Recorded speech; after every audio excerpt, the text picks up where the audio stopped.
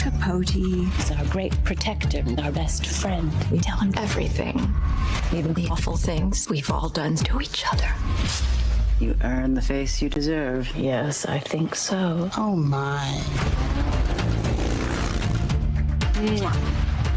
Truman, these ladies are swans. Why'd you write about them? Because they are beautiful and predatory. Why can't it be everything all at once? Sex, money, and an endless adventure. That perfume she wears, too much for a woman with her face. The stories one hears with secrets and lies. It's the best thing I've written. You have to pull this. These are portraits of friends who have shared their deepest secrets with you. Why would you want to hurt them? This is what a writer does. This is bloody and true and real. Those are your friends you splayed out on those magazine pages. Wow.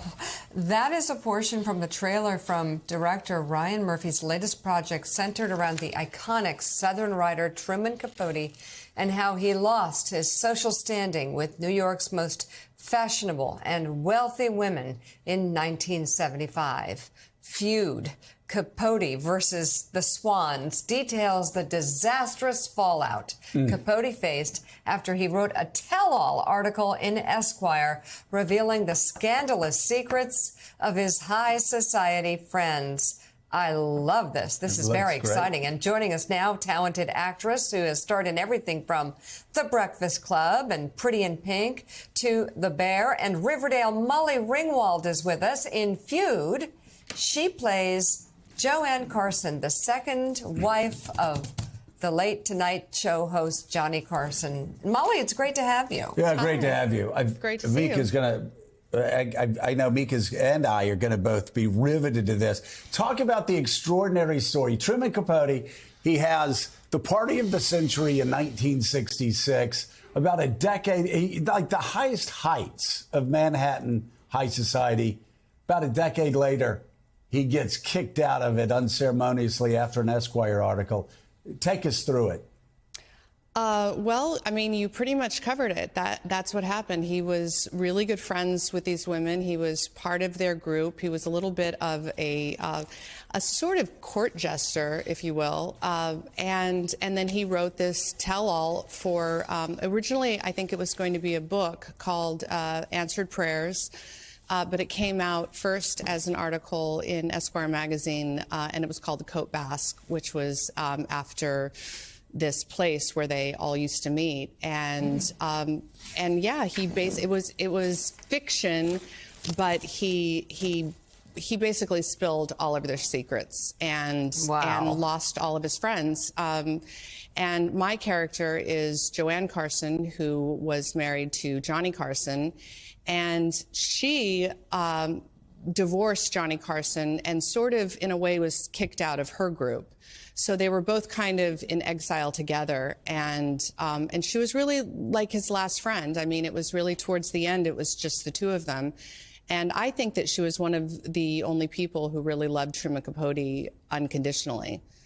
At least that's who I played. That's what I think. Of course, I wasn't able to talk to Joanne Carson because she's already passed away. But when you listen to her talk about Truman Capote, that's really she really adored him and respected him a lot.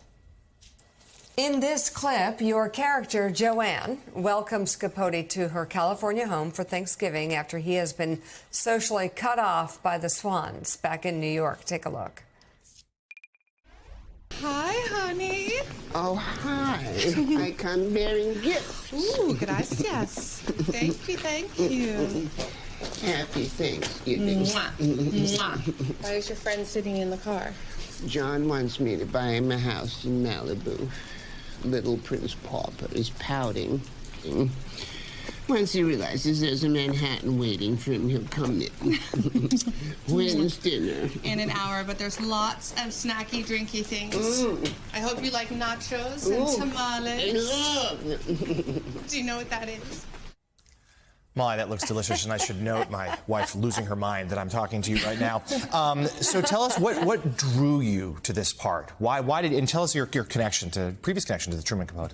Well, the first thing that I ever did as an actor, my very first role was playing one of Baby Love's illegitimate children in The Grass Harp, which was a play based on the story written by Truman Capote. So he was really sort of one of the first authors that I ever knew. I mean, you know, most kids were reading, you know, I don't know, Dr. Seuss, which I was also reading, but I was very aware of Truman Capote. So he's an author that I have followed my entire life. So I was really well aware of the story with the swans and really wanted somebody to make this. So when I heard that Ryan Murphy was making the show, I was really excited just to be able to watch it. And then when I was asked to participate, it was like a dream come true. So what were the challenges for you and the rest of the cast playing, you know, real people and real people who are so well known and people have such already preconceived images of? Yeah, well, it was challenging because, you know, it's always a bit daunting to play a person who was real. So I did what I could to, you know, research and find what I could. I also happen to know two people. Ali Sheedy, who I did The Breakfast Club with, knew her and was friends with her, as was Annie Potts, who I did Pretty in Pink with, and they both pretty much said the same thing, which was that she was incredibly warm, you know, down to earth, and you know, and then ultimately I was just playing an interpretation by John Robin Bates, Robbie Bates, who wrote the screenplay. I should also point out, Mika said that it was from director Ryan Murphy, and although Ryan Murphy is a wonderful director, these episodes were directed by Gus Van Sant, who is an incredible director. Mm-hmm.